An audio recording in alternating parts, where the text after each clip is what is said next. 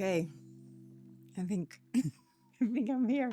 Listen, that ache or tension that you feel in your body might not belong to you at all. So today I want to talk to you about empathic clairsensation. I want to break it open and give you some information that might be beneficial. So stay tuned. However, I do want to warn you. I'm going to talk about sex. I'm going to talk about sex, baby. So, that'll be fun, right? Actually, the impressions of picking up sexual sensations. If you've been following me, I've told you this story before, way back in some chakra episode. But I just want to remind you of a certain take I have on it. So stick around. I'm so glad you are here. I'm grateful for you.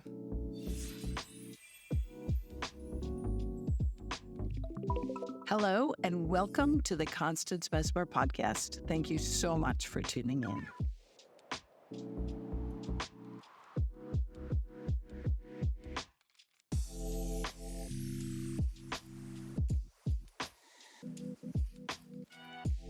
Welcome back. So listen, if you're a regular subscriber and member, I am so grateful for you. I am so grateful for you. I couldn't do this without you. Your participation in sharing the content and the comments that you give remind me that you feel the work that I'm doing is valuable and that you're benefiting from it. And if you haven't yet subscribed, please hit that subscribe button. It's just, you don't even know. It's so beneficial because I'm offering you this content, right? And so that's what I'm asking of you because I believe we're close friends enough that you might participate in this way, and I appreciate that. But if you've been a longtime listener and even a member, I am so grateful. I'm grateful for all the super thanks that you people give because there are some coming in and you help curb my costs of this content, right? And so I really appreciate it. I couldn't do that without you. So thank you. Thanks for tuning in. And I just want to remind you, when I say thanks for tuning in, it's tuning in to this content, my channel, but also into your own soul sense abilities and using them to navigate your world, because I believe that once we all start doing this, the world will be a much better place, really, truly. So, yeah. All right. So let's dive into it. So clairsensation, straight clairsensation, is your soul's physical take on an experience. And we spoke about this a while back. But empathic clairsensation is when you are feeling someone else's feelings because you share an empathic connection. There's the difference. It's slight, but important, right? It's important. So I will read to you the definition that you can find on my website when you go to constancemessmer.com and click on the About section. You can either search up the 11 soul senses or the glossary. Either location will have information about empathic clairsensation. So I'm just going to read to you the definition that I have on my website. It's the power or faculty of feeling another's physical sensations through an energetic connection. And this is really important because it helps you understand the two ways that empathic clairsensation can occur, right? And clairsensation is different than clairsentiment. We spoke about that last time. Clairsentiment is sentiment. It's emotional feeling. Today I'm talking to you about sensation, physical feeling. So the two ways that it can happen is through proximity or thought.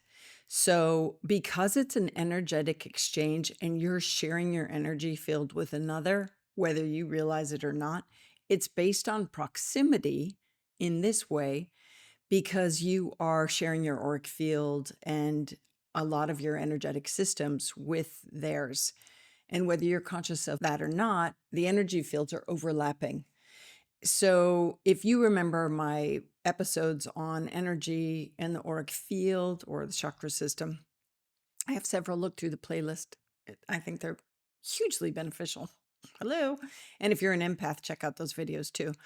But when you are recognizing that your auric field is generally anywhere, either close into your body like a wetsuit or stretched out as far as you can reach your arms, then you recognize when you get into similar proximity with someone else, animal, human, then you can potentially pick up their physical sensations that they're experiencing in their body. And unfortunately, sometimes when we don't discern or learn to discern, we often sometimes feel that we're having the ache or the pain or the anxiety or, the the physical, energetic discombobulation when it's actually someone else that's near us. So the first way that empathic clairsensation can occur is through proximity. How close are you to someone physically? But the other way that it can occur, the second way that it can occur, is when you even think of someone at a distance or an animal. You may be that empathically astute that you're capable of picking up their physical sensations. Again, this is not your take or read on them. That's just straight clairsensation. This is empathic clairsensation. You are feeling in your body what they are feeling in their body in that very moment, right? Very important distinction.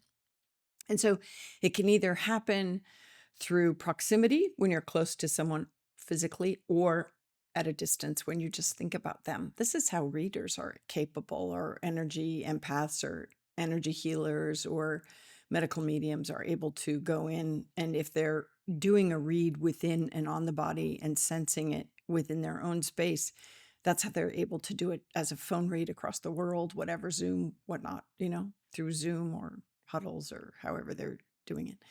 So this is an important distinction. And so those of you that can recognize yourself in these moments when you're like, oh my God, no wonder when I'm ever on the phone with that person, I just am like not in my body. I'm like picking up everything, And so this is a great distinction to realize that it's not just pain, right? It's not just pain. It's all sensations, all physical sensations, whether, how I am, if I'm near someone, when I'm near someone or they pass me, and if they're high, on marijuana, that I'm like contact high immediately, right? Even if they're gummies or whatever, or even medical marijuana, it just takes me out of my orbit. And I end up feeling in my body what they're feeling in theirs. And it's really discombobulating. And so I just want to remind you that it's not just physical aches and pains that you might be picking up. You might be picking up someone else's anxiety. And this is where the sex comes in. You might be picking up their heightened sexual energy. Listen, the other day I was like, oh, dude, stop it. I just went in to buy a vacuum, right? Like, I need to buy a vacuum. But the salesman followed me out to my car for no reason at all. And noticed my my Hawkeye sticker on my car. And he's like, oh, Iowa Hawkeye, right? And I'm like, yeah. And when he was standing there, I was like, oh, shoot. I mean, I turned to deeply listen. I have a video, I think, on deeply listening. I turned to listen to him and like, where's he going with this? Is he just wanting to establish a relationship? So he's my sales guy. But I then was like smack gobbed, like with all this sexual energy coming off him. And I'm like, oh, dude, I'm just friendly. I'm nice.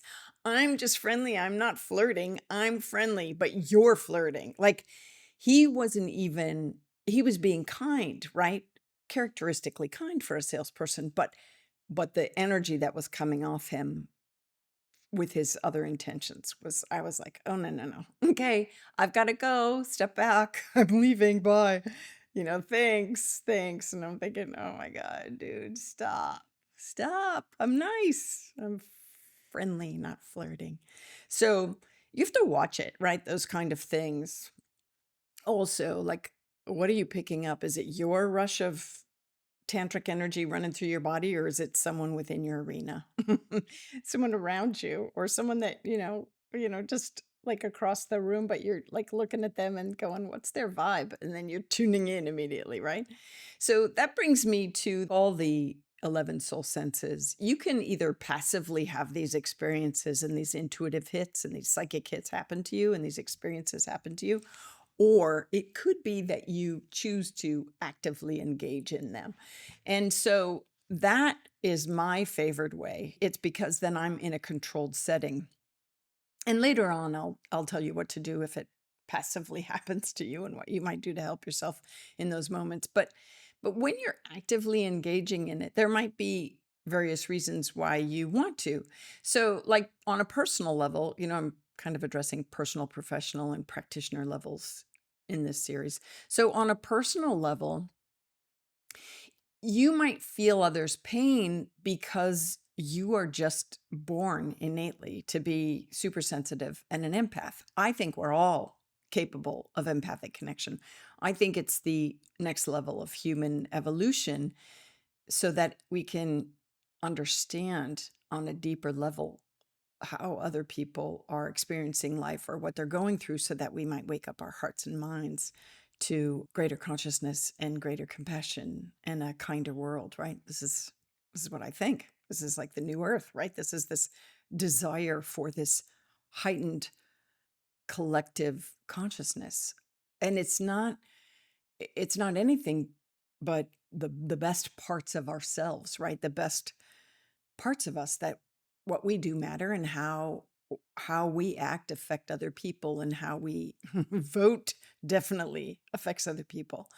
And so, and how we live our lives. So this empathic connection that we're capable of, I think that everyone has the ability, and it can definitely be developed. I have exercises on empathic clairsensation in my past content, as well as a long form original version of my talk on empathic clairsensation, or my lesson. But personally, when you feel other people's pain or their anxiety or whatnot, I think that this is a beautiful opportunity for you to recognize, oh, this is not mine, this is theirs. And then to tune in, me, hands on heart if you need to, or just take an interior moment and bring that thought inward and say, what am I supposed to do here? And maybe it's just you're supposed to pray for them or be moved to compassion or be kinder because you are walking in their shoes literally, right? Or maybe you're supposed to bring it up. And so on a personal level, I think when we're caregivers, it makes great way for caregivers, right? But when we're caregivers just because that's who we are, I think navigating these spaces that present themselves as empathic clairsensation are beneficial to us and the people we care for. Because sometimes, can you tell I'm talking to spirit at the same time? This is really beautiful who I have around me. I'm like, wow, this is gorgeous. I think in these moments, sometimes it allows us to care in different ways for the people that we love or care for. I look at me now, I'm going, should I tell this story? I uh I'm pausing. I will tell this story. I've lived with people, let's put it that way, where they're suffering a lot physically. And I don't always, because I have such good energetic boundaries usually, I keep my distance so that I don't have to take on literally as an empath their pain to understand what they're going through. Trust me, they tell me. But it allows for more compassion, because if they don't tell me, or if they didn't tell me, I'd still be picking it up to understand, like, oh, this is why you're grumpy, or this is why you're short fused because you're carrying this, right? I can feel it for you. I won't carry it for you, but I can feel it for you, so I can relate and I can have compassion and maybe insight as to what you might do for healing. So sometimes this happens to me, not just as a practitioner who used to do body work, but and where my work had its limits. My energy work of Reiki, energy healing, and my Bowen remedial therapy had its limits. And I would say, listen, I'm really getting, as I use my body as a scanner to sense, what are you feeling in your body? Let me feel it in mine. Like, okay, I would test it. Like, what would it be like if they went to acupuncture? Do they need chiropractic care? What does this feel like? Do they need a specialist? Do they need radiology and have a scan? These kind of things. So now I'm segueing into how you could use it as a practitioner when you're doing work with people. So I think that there's people that are in their personal life that they're capable of doing this, whether or not they choose to go into the healing arts of any form, right? Mental, emotional, physical, spiritual, whatever. Did I forget any? And so, but I think definitely as practitioners, having a real handle on your abilities with empathic clairsensation is necessary. It's vital. It's vital because especially if you're doing any kind of energy healing or reading work and you're recognizing, oh crap, I use my empathic skills to get information, right? If this is you, if you use your empathic skills to get information about them, your client, you're blending your energy field so that you will feel in your body what they're feeling in theirs.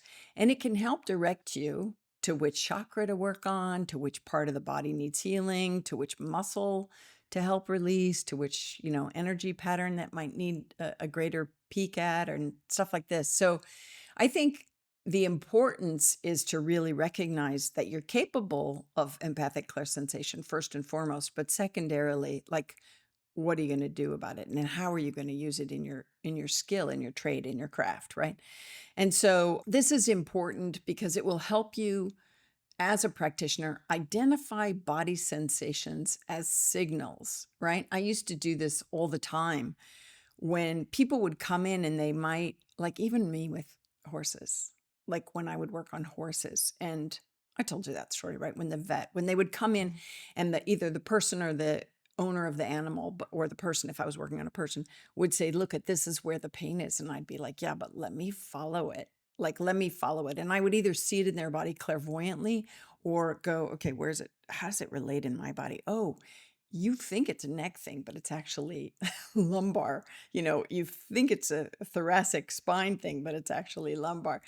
All of these kind of things. So I think the cool thing about using your empathic clairsensation as a practitioner in a healing art is to identify the body sensations might be signals to another area that needs to be addressed or worked on. I told you about the horse story where the vet was one part of the horse's body, and I was like, actually it's originating in this other location.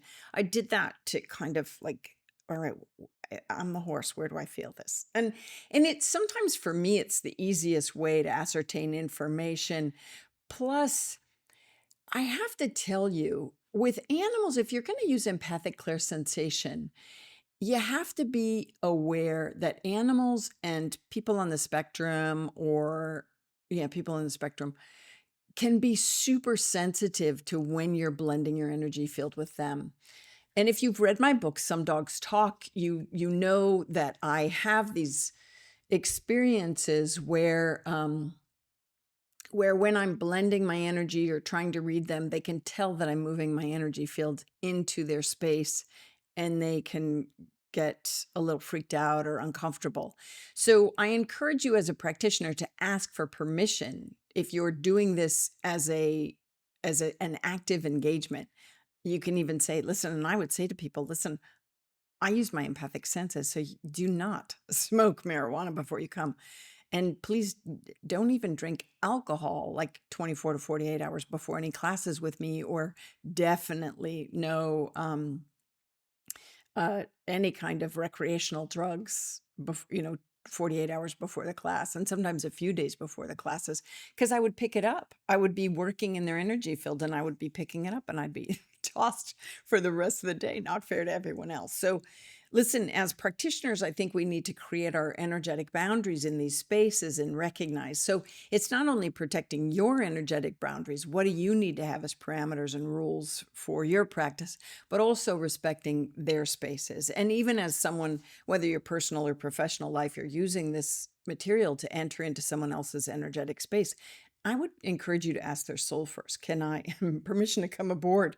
Like permission to, and you do this on a clairaudient soul level.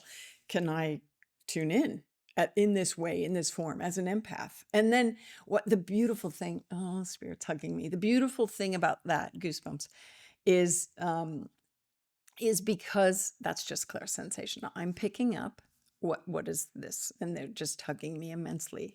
But yeah, they're not full of goosebumps, they're full of elation. So if I were to tune in, I feel an emotion, empathic sentiment of elation that I'm honoring what they're telling me. So what I was saying was, when you ask permission to enter into their energetic space, to share their field, to pick up anything empathically, it opens up to a greater degree and more profoundly the experience and the expansiveness of the information that you're then capable of receiving.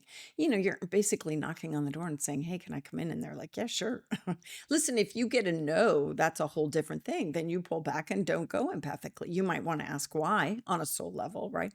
But usually with people that would come as clients when I was a practitioner in the field, I would say, "Listen, this is what I do. You're signing up for this class or this workshop or this session one-on-one with me." And so when they'd book, I'd send them a paper that email them a sheet that said, "These are the things, this is my cancellation policy. This is my do not cross this line" kind of stuff, of like no smoking, no drinking, 48 hours, no recreational drugs. And even for me, it was medical marijuana. And so I just had to that because it's my kryptonite. And then I couldn't work. And not only I couldn't work with them, I couldn't work the rest of the day. So that wasn't fair. So, find someone else if that doesn't work for you, sort of stuff.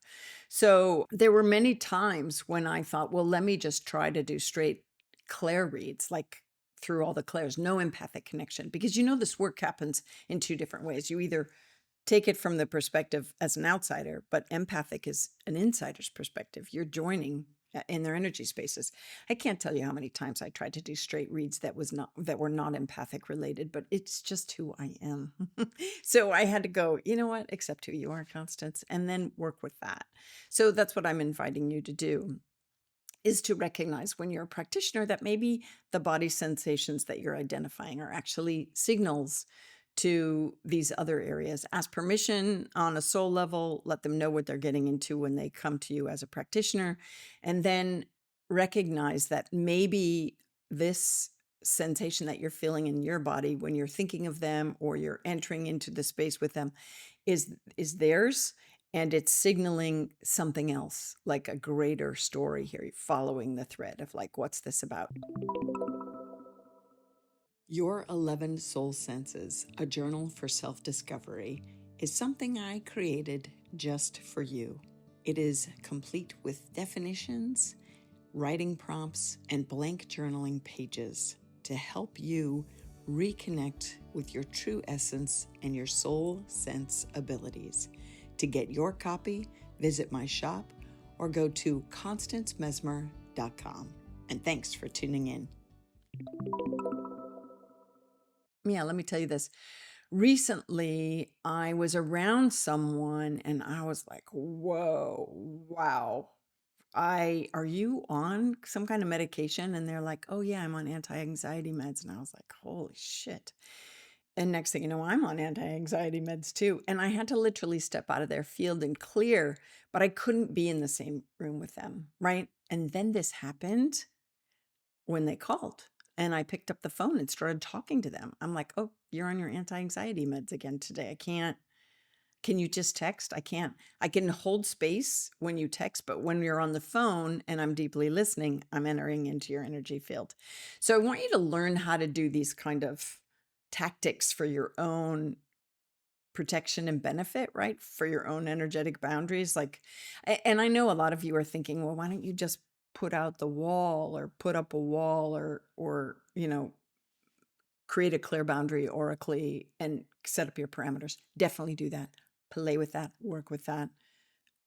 Do your own trial and error in that experience. Know thyself. Know thyself. Learn thy ways and know thyself. This is important, right? This is important.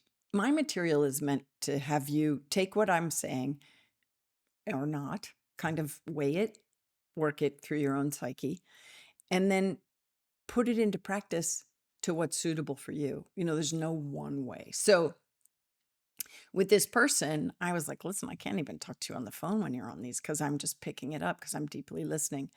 And so I think you need to recognize, how is your empathic clairsensation working, and where can you set up boundaries or make new rules for your own interactions for your own benefit? And so professionally, how have I used this? I've used it to create energetic boundaries, really, with people that work with me in office. I have a lot of people that work remotely. Hey, shout out to my team. I love my team. Like, we're in Iowa, Massachusetts, Georgia, sometimes England. I mean, it's sometimes where I live. So it's a great team. And, but sometimes I tune in to kind of go, all right, asking like what's going on that I might need to know about in their space. And so it's beneficial.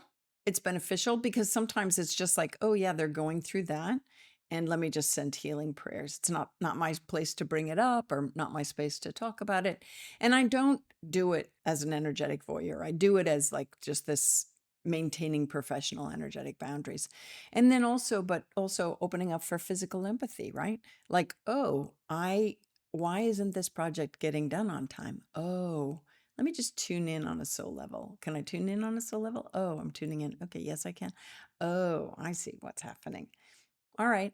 And then I might navigate the problem differently, right? Because sometimes you're picking up what people don't want to share or don't want to say on a verbal level, on an exterior level, but they're okay with you sensing it on a soul level. How's that? Like, that's always interesting because some of us, we're private, right? I wonder who's trying to tune into me now. Did you see that I had to take Tylenol for this headache because I got a little slight concussion? Like, what? What? So, yeah, maybe you picked that up, but it's good so you shouldn't feel a headache. So, because I took Tylenol. Anyway, isn't that something? Um, and I want to be sure that you remember that this is a skill that you can have strong initially, or you can work on it and build it to understand yourself to a greater degree. So I want, let me just ask something, because Spirit's saying, I would say for those of you that think like, well, what about psychometry? When you hold something and you feel the physical impressions off that, or the emotional impressions, clairsentiment, emotional or clairsensation, physical impressions. What about psychometry when you're holding items? Well, here's a thing, right? This is very, very interesting. I didn't even know we were going to go there. So if you are holding something and you're getting physical impressions, like if you're one of those people that hold something of someone's that is passed while you do your mediumship, and you're getting physical sensations of how they passed, right? Racing heart, difficulty breathing, drug overdose, any of these kind of like, this is like, woof, trauma, all this stuff. I encourage you to discern, are you literally picking that up off the item as a clairsensation experience? Because I would argue you're not. I would invite you to consider the fact that you're just using it as something that was near and dear to them or they had in their space, but that you're actually in that moment using that as an anchor to then energetically tune in empathically as a medium to the past, to where they were in that moment in their life at the time of their passing. So this is another kind of advanced technique that you can use, empathic clairsensation. If you were a medium, a working medium, and you asked the spirit that you're connecting with, how did you pass, to try to get some evidential mediumship, and they couldn't say it, and you couldn't hear it clairaudiently, or you couldn't see it clairvoyantly, and you slipped into empath mode, like without even consciously maybe asking, but you just did it, right? To say, well, how'd you pass? And then you're in, because your empathic strength is super strong. You might notice that you're picking up the past way of how they felt physically in their body. Constriction of chest, whatever, any of these things. So these are all these subtle planes of existence and experience, because the soul is vast, right? We are far more than the physical, which is why I always say your body and soul. And if you only live through your physical senses, you are missing half your life. You have 5 physical senses, but you have 11 soul senses. And I think it's high time you learn to work with them, because, I think so many times people are going through life and they're having intuitive hits, or their intuition is coming up randomly, or they're taking on other people's pain and they're not recognizing, oh, it's because I'm empathic. This isn't mine at all. This feeling doesn't belong to me at all. It's someone else's feeling, right? And so I want you to be empowered. That's why we're here. And I think you're doing a great job learning. Now, the next week, I want you to put this into practice. I want you to kind of notice all the ways that you might be able to use this at a distance, or, is it proximity, or is it by thought, or is it past or future? Yeah, because you can go past or future. Empathic ClairSensation to tune in. All of these things. Even looking at your own Akashic records, how did it feel like to be me in that space, in that body? I'll do a meditation on Akashic records, I promise. An episode. I had one, but I took it down. But I'll do a better one and put it up. Don't you worry. I don't know when it's going to be, because I record my content a few months in advance so that I could write. And yeah, I just finished a project, so I'm excited that will be out. But with empathic clairsensation, there is one thing you must remember. Promise me this. Promise me this. Is you have to clear. You have to clear your energy field. It doesn't matter. No, it does not matter how far you swing out to tune in. You must be sure to swing back in, right? It does not matter how far you swing out to tune in, past someone across the world, across the room. It does not matter how far you swing out to tune in. You must remember to swing back in.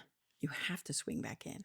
So you have to clear your energy field and then come back to your senses, come back to yourself, come back to your space energetically. So when you are consciously tuning in, actively tuning in with your empathic clairsensation, you're going to remember, after the engagement, after the using the empathic clairsensation to find out information, you're going to remember to clear your energy field.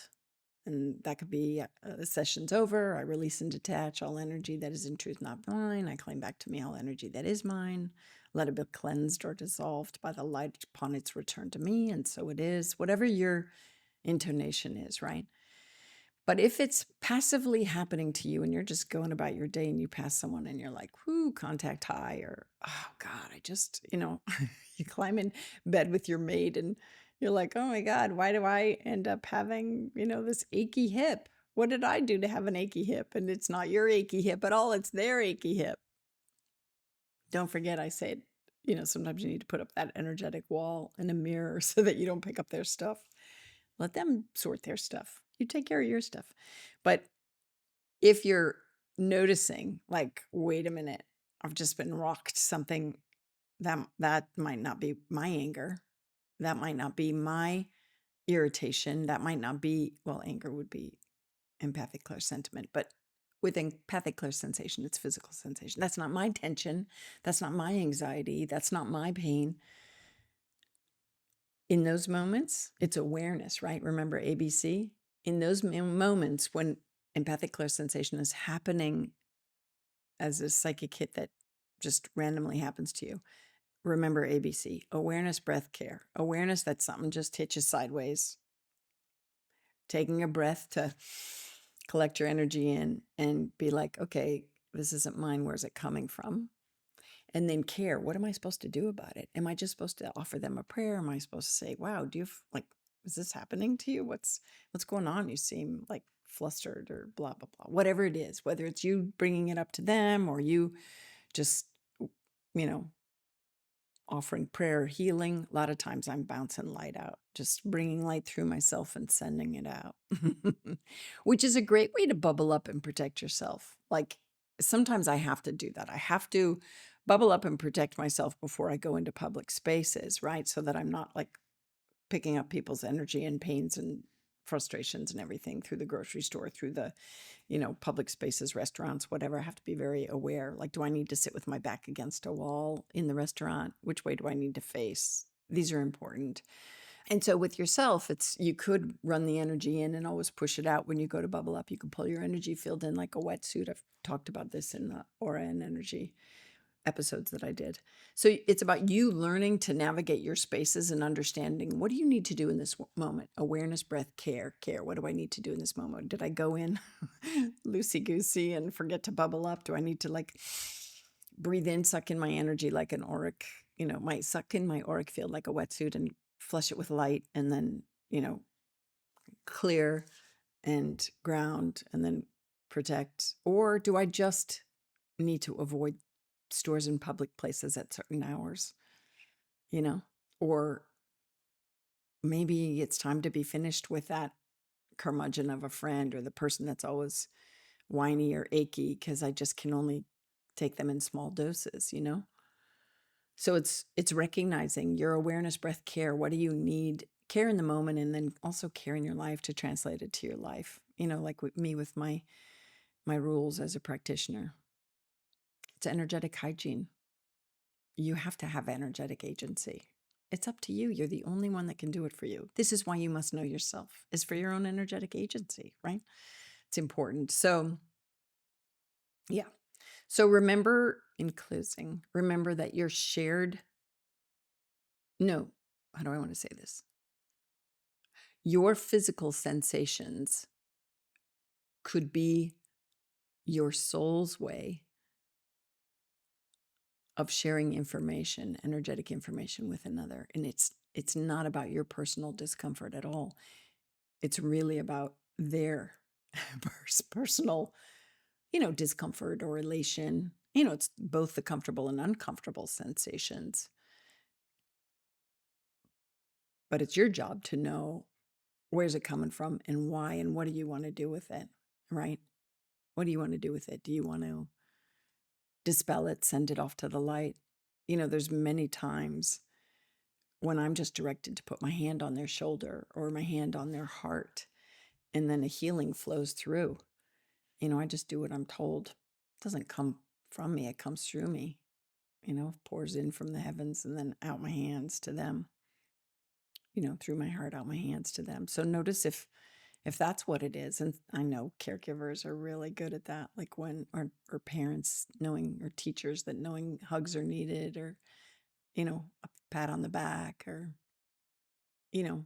I think it's great for the workforce even when we run our own companies, is to give those physical pats on the back when we can recognize there's something energetically discombobulated that you're picking up. There's always something you can do, whether it's a prayer or, a beautiful touch, and offering support in that way. Words, conversation. Your job is to discern, like, oh, this is happening. Is this mine, or is this, oh, it's theirs? And now what do I do about it? What am I to do about it? And then I think once we get that information and we move on it, then it's easier to clear it.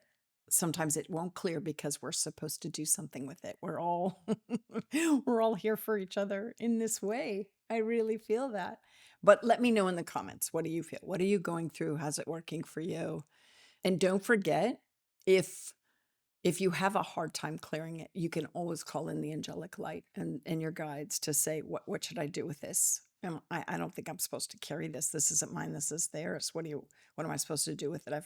I think I've gone through everything I've known to do, or am feeling soulfully directed to do. What can I do now? And sometimes they're just like, let it go. And then I'm like, okay, can I just give it to you? Will the angels take it and recycle it? Please don't put it into Mama Earth. She's already got enough going on. I know I've told you that. But definitely the angels are the best transmuters. They're the best transformers, energetic transformers and transmuters. Speaking of which, I think there's a lot of you out there that are that energetic transmuters. You take people's pain, you transmute it, and they walk away and they're like, wow, I don't even know why I feel so good. And you've just done your magic, beknownst or unbeknownst to you. I love it if you know that you're doing it, like, moving energy and transmuting energy. That's a calling, right? That's a calling. Without, whether you do it with a modality of some kind or just use it with energy movement and energy transference and energy awareness. It's cool. I'm excited for you. I'm inspired by you. I'm thrilled that you are joining me here. And I hope that this has been beneficial in some ways. Let me know in the comments. Share it, right? Share it, please. All right. I'm asking. This is why I'm dragging out the end. I'm asking, is there more? Is there more? Is there more? You can always work with high-level guides that know how to do this work too. Ask for a guide connected to your highest, has to be connected to the highest being, aligned with my truth, that can come forward and work with me to be an energy transmuter, an energy transformer. Thank you in advance for showing up loud and clear, being an easy communication, person, being of light, and then be open to who comes. Listen to my guided meditation on spirit guides, if that will help you. And then sit with them. You can't just show up to class like one day and never go back. You have to sit with them, build rapport, interpsychic rapport.